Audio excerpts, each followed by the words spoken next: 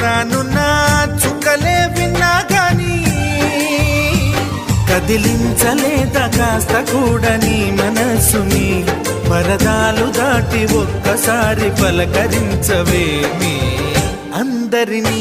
ఇలా వెంటపడి అడగాల సరదాగా నువ్వే ఎదురైతే సరిపోదా నిద్రపోతున్న రాత్రి నడిగా గుటికి చేరిన గువ్వల నడిగా